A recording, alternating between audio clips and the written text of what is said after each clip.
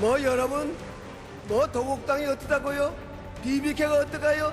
새빨간 거짓말입니다, 여러분. 당선인이 다수 운영 및 주요 업무 처리 과정에 개입한 사실은 없는 것으로 확인되었습니다. 참담한 심정으로 이 자리에 섰습니다. 역사에서 이번 일로 마지막이 되었으면 합니다.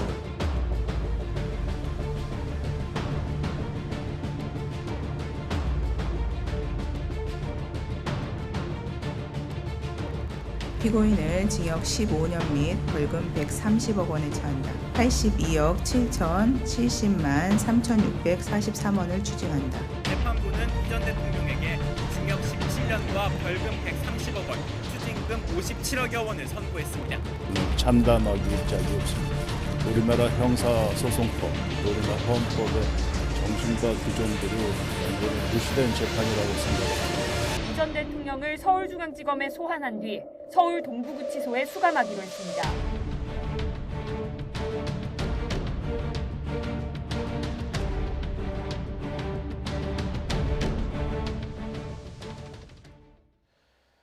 자금 횡령 및 뇌물수수 혐의로 재판에 넘겨진 이명박 전 대통령이 징역 17년형을 확정받았습니다. 여야의 입장은 엇갈렸는데요.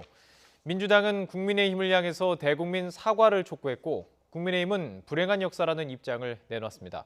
나이트 포커스 오늘은 김관옥 계명대 교수, 김형준 명주대 교수 모시고 이 사안과 여러 가지 또 정치적인 사안 다뤄보겠습니다. 안녕하십니까? 네, 안녕하세요. 예, 저희가 이제 시작할 때 영상으로 조금 그 관의 과정을 조금 모아봤습니다. 오늘 확정 판결이 내려졌는데요. 이번 판결의 의미부터 좀 짚어주시죠. 그러니까 13년 만에 사실상 이 다스는 누구 것이냐에 대한 논쟁이 마무리가 되는 날이었다. 그런데 한국 정치사적 측면에서 본다면 또 다른 하나의 오점이 남았다라고 이제 평가할 수밖에 없는 거죠. 그것도 이제 최고 권력자인 대통령이 횡령 그리고 뇌물, 부정부패 가장 상징적인 어떤 두 범죄 혐의로 지금 유죄를 받은 것이기 때문에 참담한 심정일 수밖에 없어요. 우리 국민 모두 다 안타깝게 지금 볼 수밖에 없는 것인데 어쨌든 이게 13년 만이라도 진실이 밝혀져서 이것들이 다시는 한국 정치사에서 이런 오점이 남기지 않을 수 있는 그런 경계가 되는 기회가 됐으면 좋겠다 이렇게 생각합니다. 자, 이 질문은 두 분께 다 드리고 싶습니다. 세 번의 재판을 통해서 나온 겁니다. 대법원 판결이죠. 확정 판결인데 87년도 민주화 이후에 지금까지 7명의 대통령이 배출이 됐어요. 네. 뭐 현재 대통령을 빼고 6명의 전직 대통령 중에서 3분이 구속되고 1분이 비극적 선택을 하셨어요. 이거는 분명히 정상적이지 않다. 그리고 굉장히 불행한 일이라고 저는 봅니다. 여하튼 간에 문재인 대통령이 취임사에서 이런 말을 했어요. 불행한 대통령의 역사가 계속되고 있는데 이번 선거를 계기로 해서 불행한 역사는 종식되어야 한다라는 얘기를 한 적이 있습니다. 그런데 실질적으로 이명박 대통령도 2008년도 2월 25일 날 대통령 취임사에서 그 제목 타이틀이 뭘로 돼 있냐면 선진화의 길 다 함께 열어갑시다라고 돼 있습니다. 그런데 실질적으로 오늘 판결을 보면은 대법원 판결을 근거로 해서 얘기한다면 이 선진화의 길이 아니라 정치 후진국의 길을 간 거 아니겠습니까? 전직 대통령이 그리고 정치적으로는 완전 후진국으로 갈 수밖에 없었다. 네네. 한쪽에서는 정치 보복이고 정치 판결이라고 얘기를 하고 있는 부분들도 있지만 여하튼 간에 이것은 분명히 대한민국의 대통령제가 갖고 있는 구조적인 요인과 대통령 개인이 갖고 있는 공인인식이 있어서의 괴리가 나타난 현상이기 때문에 이걸 어떻게 빨리 치유하지 않고는 아무리 대통령 우리가 3번의 정권 교체가 이루어진다 하더라도 선진화 더 나아가서 정치 발전을 기대하기는 굉장히 어렵다라는 말씀을 좀 일단 드리고 싶습니다. 예, 치유라는 표현을 써주셨는데요. 치유를 하기 위해서는 분명한 진단이 있어야 되고 치료가 필요하지 않겠습니까? 그래서 조금 더 깊이 있게 좀 세부적으로 저희가 법적인 걸 하나하나 다 따져볼 수는 없지만 말씀해 주신 대로 일단 다스는 이명박 전 대통령 소유다 이렇게 지금 결론이 나는 거죠. 그렇죠. 그러니까 이제 다스가 누구 것이냐로부터 모든 것이 시작되고 그게 끝이에요. 예. 왜냐하면 다스의 소유주가 밝혀지지 않으면 이명박 전 대통령은 계속해서 형이 거라고 얘기했잖아요. 그러면 이제 이명박 대통령은 모든 관련된 혐의에서 벗어날 수가 있는 것이거든요. 그런데 그것이 이제 실소유주라고 이제 지금 확정을 한 것이기 때문에 거기 관련해서 지금 횡령이 뭐 굉장히 많이 되어 있습니다. 한 350억 정도 가량이 지금 횡령이 돼 있고 또 한 가지가 이제 다스와 관련해서 소송이 있었어요. 그걸 이제 삼성에서 그거를 이제 소송비를 대납을 해줬는데 그 자체가 사실 뇌물의 형태거든요. 그걸 갖고서 이제 삼성이 어떤 혜택을 받았는지 이제 그것도 나오겠지만 어쨌든 그것과 더불어 또 특활비 같은 게 있어요. 그러니까 국정원의 어떤 특활비를 사실상 이렇게 원세훈 전 당시 이 국정원장으로부터 이제 받는 것, 그것도 사실상 어떻게 보면 이제 뇌물로 우리가 볼 수 있는 것이기 때문에 이런 부분에서 법적인 어떤 부분들을 상당히 이 이명박 대통령이 쉽게 그렇게 판단하고 했던 것들이 지금 다 드러난 것이고 본인은 지금 이 부분에 대해서 이 정의가 상실됐다, 재판부에 대한 어떤 신뢰를 부정하고 있는 거지만 지금 13년 동안 여러 차례에 걸쳐서 사실은 재판이 이루어진 거예요. 처음에는 특수부 수사를 통해서 했지만 결과적으로 뭐 당선된 대통령을 특수부가 어떻게 합니까? 그리고 또 이어서 특검까지 했어요. 그러니까 실질적으로는 뭐 이런 이 수사라는 것이 거의 요식행위로 끝난 것이고 실질적으로 2017년에 이어서 이제 제대로 이제 수사를 하면서 증거들이 다시 나왔고 그 부분이 지금 이제 결정적으로 확정이 된 것이다. 이렇게 봐야 되겠죠. 구체적으로 이제 그 혐의점에 대해서 확정된 혐의점에 대해서 좀 살펴봤고요. 대통령이 재판을 받는 과정들은 시사하는 바가 분명히 있습니다. 그 과정 속에서도 뭐 석방 구속이 반복되면서 이 과정 속에서 이게 뭐 법기술을 악용하는 것이냐 아닌 이런 논란도 있었어요. 이것에 대한 또 판결이 또 있었습니다. 이거는 뭐 결국은 사법 과정이기 때문에 피해자 입장이든 뭐 피의자 입장이든 방어하는 사람 입장에서는 최대한도 자기를 방어하려고 하겠죠. 그러나 중요한 것은 그동안 얘기했었던 여러 가지 객관적 사실이 과연 어떻게 되느냐가 핵심인 것 같아요. 물론 뭐 법집행정지된 적도 있었고 뭐 보석에 대한 문제도 여러 가지도 있지만 결국은 다스의 소유자가 누구냐라는 걸 가지고 13년 동안 논쟁이 있었는데 그게 종지부를 찍은 거 아니겠습니까? 그런 부분들이 훨씬 더 우리가 이렇게 오랜 기간 동안에 이 문제를 가지고 논쟁을 벌일 수밖에 없는 이런 구조에 대한 부분들, 저는 그거보다도 더 왜 그렇게 반복적으로 이렇게 나타나냐는 거죠. 대한민국의 대통령제가 과연 문제가 있는 것인지, 대통령 자체가 문제가 있는 것이 아니라 대통령제 속에서 가장 중요한 견제와 균형이고 민족 통제를 대통령이 받지 않기 때문에 나온 현상들이라고 보는 거죠. 제왕적 지금 권한. 검찰에 대해서 민족 통제 얘기를 하면서 왜 대통령이 갖고 있는 권력에 대해서는 민족 통제 얘기를 하지 않느냐. 대통령이 민족 통제를 받는 길은 크게 세 가지입니다. 하나는 국회에서 통제를 받아야 되는데 우리는 내각제식으로 운영을 하기 때문에 여당은 무조건 정부를 옹호합니다. 두 번째는 야당이 해야 되는데 야당이 무기력하면은 결국은 통제할 수 없어요. 마지막 세 번째는 시민단체가 나름대로 촘촘하게 권력을 감시해야 되는데 시민단체가 만약에 권력화된다. 이렇게 되면은 대통령에 대한 민족 통제가 무너지면서 대통령이 무소불위심을 가질 수밖에 없는 부분들이 있다. 자, 그렇다고 한다면 이 부분을 이번 재판을 계기로 해서 어떻든 간에 우리가 갖고 있는 근본적인 문제점에 대해서 접근을 해야지 특정한 개인에 관련된 부분에 대해서만 너무 이렇게 치중을 하다 보면 물론 그것도 중요하지만 앞으로 미래적으로 대한민국의 정치가 발전되기 위해서는 어떻게 해야 되느냐. 목민심서를 보면은 딱 두 가지입니다. 다산 정약용 선생님이 말씀하신 거는 공직자는 공과 염이다. 공인 정신이 있고 청렴해야 된다라는 이 두 가지를 얘기한 거 아니겠습니까?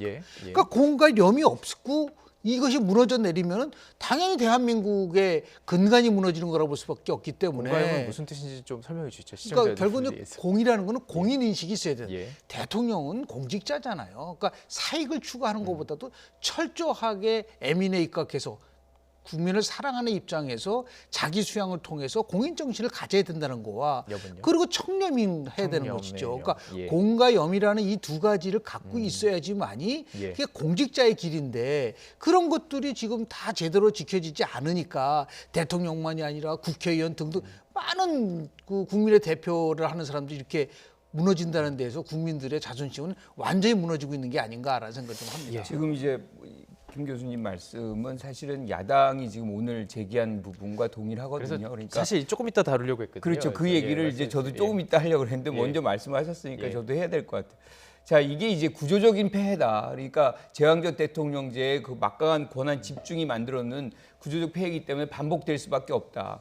자, 그런 얘기는 굉장히 오래전부터 나왔어요. 그래서 지금 문 대통령이 개헌을 얘기를 했고 안까지 내서 국회에 갖다 줬죠. 그런데 그때는 부결을 하고서 지금은 또다시 개헌 얘기를 하고 있는 거거든요. 그러니까 지금의 이 상황이 굉장히 사실 야당에게 어렵다는 걸 이해해요. 그러면 어려울수록 허심탄회하게 이런 부분에서 그 줄기가 거기에 있는 거 아닙니까? 그러면 이제 사과하고 이런 부분을 근원적으로 해결하자라는 차원에서 본다 그러면 개헌뿐이 사실 없는 거거든요. 네. 그 막강한 권한 요만큼이라도 권력이 더 있으면 그쪽으로 집중되는 게 권력의 속성이기 때문에 실제로 권한과 이제 균형과 이 견제라는 그 원리가 잘 작동될 수 있도록 하는 그 새로운 어떤 권력 구조 이것이 사실 필요하거든요. 그런 차원에서 사실 공수처 같은 것도 지금 필요한 부분인데 지금도 그 부분에 관해서는 뭐 거의 지금 계속 연장해가지고 마무리를 지금 안 짓고 있으면서 지금 이 상황에서의 어떤 문제가 등장하니까 다시 개헌을 얘기를 하고 있다. 이거는 조금 눈 가리고 아웅식이 아닌가 이런 생각을 지울 수가 없어요. 좋습니다. 그렇다면 이 관련해서 지금 정치권의 발언들을 먼저 들어보고 이야기를 좀 나눠가면 좋을 것 같은데요. 지금 정리를 해보면 그 여와야에서 이 사안을 보는 방식들이 안타까움은 마찬가지입니다. 그런데 이제 그것을 너무나 제한적인 대통령의 권한에 대해서 그 가장 근원에 대해서 이야기를 하는 것이고요. 그렇기 때문에 이제 그것을 치유하는 방법으로는 공수처가 필요하다 이런 얘기가 나오고 있는 것인데요. 저희가 그 정치권의 녹취를 준비를 해봤습니다. 함께 들어보고 계속 이야기를 나눠가죠. 되풀이되는 역대 대통령들의 불행이 개개인의 잘잘못을 떠나 대통령에게 너무 많은 권한을 준 헌법 체계에서 싹트지 않았는지 깊이 성찰하고 대안을 마련할 때입니다. 국민의힘은 이명박 박근혜 전 대통령의 비리에 대해 국민께 사과하고 과오를 되풀이하지 않기 위해 공수처 출범에 협조해야 합니다.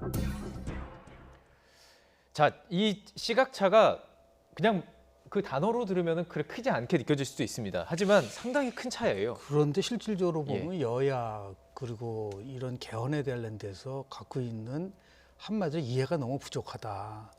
다시 얘기해서 대통령이 권한이 있어서 문제라는 게 잘못된 거예요. 권한이 있어서가 아니라 대통령이 통제받지 않고 있다는 데 대해서는 얘기를 안 하잖아요. 권한은 오케이지만 그렇습니다. 누구는 대통령이 권한이 있죠. 국민들로부터 선거를 통해 선출됐는데. 자, 미국 대통령 얘기를 한번 해볼까요? 미국 감사원 국회에 있습니다. 예산 편성권 국회가 있어요. 법도 실질적으로 보면 법안 제출권 미국에는 행정부가 갖고 있지는 못합니다. 청문회 같은 경우에 상임위에서도 표결해야 되고 본회의에서도 표결을 해야 돼요. 이런 식으로 하고 대통령의 권한을 통제할 수 있는 부분에 대해서는 제대로 얘기하지도 않으면서 무조건 4년 중임제다. 뭐 대통령 공수처만 나오면은 이 모든 권력 비리가 없죠. 그게 단순한 논리라는 거예요. 좀 제도에 관련된 조응성이라든지 제도의 효과성에 대한 이해는 전혀 하지 못한 상태에서 그냥 쟁점만 가지고 논의를 하다 보면은 근본적으로 왜 개헌을 해야 되는지에 대한 부분들을 좀 떨어지는 거예요. 마치 4년 중임제도 하고 지난번에 뭐 그 현 정부에게 썼던 대통령제로 가면은 모든 정치가 정상화될 수 있을 거라 생각하는데 그거는 제가 볼 때는 그렇지 않다. 그렇지 않다. 근본에 관련된 문제에 대한 것들을 얘기를 해야 되는 것이죠. 마찬가지입니다. 실질로 보면은 검찰이 과거에 보면은 지나치게 남용이 돼 있기 때문에 이 남용한 것을 민주적으로 통제를 해야 되니까 공수처법에 대한 것을 출범해야 된다 해서 동의를 하지만 또 반대편에 있어서 검찰을 정치적 중립을 지키는 부분에 대해서는 왜 얘기를 하지 않죠? 같이 얘기를 해야죠. 검찰의 정치적 중립도 중요하고 검찰에 대한 민주적 통제를 중요해야 되는데 각자 서로 자기네 쪽에만 맞춰서 얘기를 하다 보면은 이거는 결국은 한쪽으로만 쏠림 현상이 나올 수밖에 없기 때문에 진정한 해법이 될 수 없다라는 말씀을 좀 드립니다. 자, 지금 말씀해 주신 거는 이제 여러 가지 권한이 있다는 거. 그 사실 입법부에서만 법을 만드는 게 아니라 우리 행정부에도 그 약간 권한이 있잖아요. 그 부분에 대해서 말씀해 주시고 그것에 이제 견제가 필요하다는 건데 그 견제를 정치권 지금 여권에서 공수처 얘기하고 있는 거예요. 근데 이 공수처를 얘기를 하니까 공수처만 지금 개헌 부분이랑 뭐 이렇게 지금 여권에서 바꾸려고 하는 걸로 지금 생각하시는 것 같은데 그렇지는 않습니다. 지금 이 정부에서 내놨던 개헌안 같은 경우는 4년 중임제만 아니라 지금 견제와 균형을 맞출 수 있는 지금 말씀하신 대로 감사원이라는 부분이 사실 행정부 감사인데 지금 국회에 있지 않고 행정부에 있으면 그게 감사가 제대로 되겠습니까? 그런 식으로 행정부의 권한을 이제 뺏어서 사실상 균형이 이룰 수 있도록 지금 가져가야 되는 것이고 그게 개헌의 요체거든요. 그런데 이제 그 자체에 대한 부분들은 이제 뭐 중요치 않다. 예컨대 4년 중임제가 모든 것을 해결할 수 있다. 그렇게 얘기하는 사람은 지금 없어요. 그러니까 구체적 안들이 그 안에 다 내용이 들어가 있습니다. 그래서 실질적으로 제왕적인 대통령, 즉 권한이 비대한 건 확실하거든요. 예. 이제 그러한 부분들을 어떻게 하면 제어할 수 있고 견제할 수 있느냐. 그러니까 뭐 그 부분에서 하나의 어떤 수단으로서 공수처가 등장을 한 것이고요. 공수처의 대상은 수사 대상은 사실은 대통령을 포함해서 권력을 갖고 있는 고위 공직자들 대부분이 여기에 포함되는 것이거든요. 예. 만약에 이 공수처가 존재하고 있었다 그러면 사실상 어떻게 보면 지금 뭐 이명박 전 대통령이라든가 많은 문제들이 예방될 수 있는 그런 상황이 있어요. 그러니까 공수처가 사실 수사하고 조사하고 그런 것이 있었다 그러면 그런 엄두를 내기가 쉽지 않거든요. 수사하기 전에 내사라는 단계가 그렇죠. 있기 이제 때문에 그런 견제가 될 수 부분들이 있다. 사실 예. 작동이 된다 그러면 그런 동기가 부정부패의 동기가 현저히 줄어들 수밖에 없다는 것입니다. 그래서 예. 이거는 어느 당을 위해서 존재하는 것이 아니라 우리가 고위공직자들의 어떤 이런 반복되는 부정부패를 사실은 막기 위한 그런 목적이지 이게 자체가 어떤 정당을 공격하기 위한 수단이 아니라는 것입니다. 그래서 그렇군요. 예. 어찌 됐건 저는 지금 이 상황에서 두 가지가 같이 가야 된다고 생각을 해요. 그러니까 개헌은 개헌대로 공수처는 공수처대로 같이 간다 그러면 사실상 지금 어떤 이런 부분에서의 어떤 대통령이든 누구든 권력자들이 뭔가 이런 부정부패, 자기 개인적 이익을 추구하는 부분들을 좀 절제할 수 있고 스스로가 뭐 이 제어할 수 있는 그런 요소들이 예. 그 안에서 생길 수 있다 이렇게 생각합니다. 그렇군요. 이 치유하는 과정에서도 시각차가 분명히 존재하는 것 같은데요. 그런데 실질적으로 보면은 제가 그 정세균 의장이 계실 때 국회에서 개헌 특위가 1년 동안 활동을 했었어요. 저도 거기에 참여를 했었었는데 네네. 야당이 제시하는 안, 분권형 대통령제를 통해서 대통령의 권한을 막아야 된다는 데 대해서 저는 그건 굉장히 잘못된 거라고 얘기를 했었어요. 어떻게 분권형 대통령제가 되면은 마치 대한민국 정치가 분명한 마찬가지예요. 이건 이제 외교는 대통령 그리고 내치는 뭐 총리 이렇게 그러니까 나누는 그 부분. 그러한 예. 기형적인 권력 제도를 가지고 예. 정치를 정상화시킨다는 것이 지극히 제가 볼 때는 정치적으로만 공학적으로 접근한 것이고 마찬가지로 그 당시에 여당이 내세웠었던 여러 가지 안도 보면은 실질적으로 대통령의 권한을 제한하는 것이 아니라 예. 결국 자신들의 시각에서 맞춰서만 움직였다는 부분이기 때문에 개헌에 대한 접근 방식이 완전히 다르다라는 것을 좀 말씀을 좀 드리고요. 예. 그래서 순수 대통령제로 가든지 순수 대통령제로 가서 철저하게 대통령도 의회 견제를 받는 거로 가든지 아니면 내각제로 가는 것이 맞는 수순이지 예. 거기에 기형적인 걸 자꾸만 놓아가지고 다른 나라에도 없는 거를 만들어 가다 보면은 이 제도라는 것이 효과를 내기가 굉장히 어려울 수도 있는 부분들이 있는 것이죠. 예. 그런 면에서 봤을 때 지금 이 부분은 굉장히 불행한 일인 거예요. 앞으로 어떠한 일이든 간에 다시는 이러한 불행한 역사가 되풀이되지 않기 위해서라도 예. 대통령이 스스로 견제받을 수 있는 그것을 만들어내는 것이 중요하지 않겠는가라는 예. 말씀을 좀 드립니다. 자, 개헌까지 이야기가 가는데 발언권 드리도록 하겠습니다. 그 지금 시청자 여러분들께서 지금 듣고 계신 거는 개헌에 대한 얘기. 그 개헌이 왜 나왔냐면요. 문제의 원인을 파악하고서 치유하는 과정 때문에 이야기가 나왔습니다. 조금 설명을 좀 드리려고 했고요. 예. 그러니까 지금 개헌은 사실 저는 굉장히 필요하다고 생각해요. 지금 이 장면, 즉 전직 대통령이 실질적으로 17년 징역형을 받는 이 장면이란 거는 굉장히 참담한 상황이에요. 그런데 여기에서 머물면 이게 정치적 후진국이 되는 거죠. 이걸 어떻게 생산적으로 우리가 되살리느냐라고 한다면 지금 말씀하신 대로 야당도 지금 개헌을 얘기하는 거잖아요. 근본적으로 제왕적 대통령제의 그 권한을 견제와 균형 속에 녹아내리지 않으면 이것이 반복된다. 전 전적으로 동의하고요. 이것을 생산적으로 끌어간다는 차원에서 지금 개헌 논의를 실질적으로 야당이 주도를 네네. 한번 해보는 것이 어떤가. 예. 왜냐하면 그 야당의 어떤 출신의 전직 대통령이 이런 일을 사실을 벌인 것이기 때문에 네네. 그 부분의 어떤 사과의 차원에서라도 예. 야당이 스스로가 지금 개헌을 주도한다면 여당은 안 따라갈 이유가 없는 거죠. 그렇다 그러면 지금 우리가 87년 지금 굉장히 애매모호하게 만들어놓은 5년 단임제의 문제점들을 알고 있으면서 지금 가고 있는 상황인데 이번 계기로 해서 만약에 개헌이 가능하고 그것이 재형덕 대통령제의 어떤 권한을 좀 완화시키는 그런 차원에서 접근이 된다면 저는 이번 계기가 굉장히 중요한 계기가 될 수 있습니다. 그렇습니다. 개헌 논의는 여기서 조금 마무리를 하도록 하겠습니다. 그리고 이 개헌이 중요한 시점인 게 이제 또 지방선거와 맞물리는 과정 속에서 이 시기를 맞추는 부분 때문에 또 개헌 논의가 있었잖아요. 그렇기 때문에 뭐 다음 기회가 된다면 또 자세하게 이야기 또 나눠보도록 하겠습니다.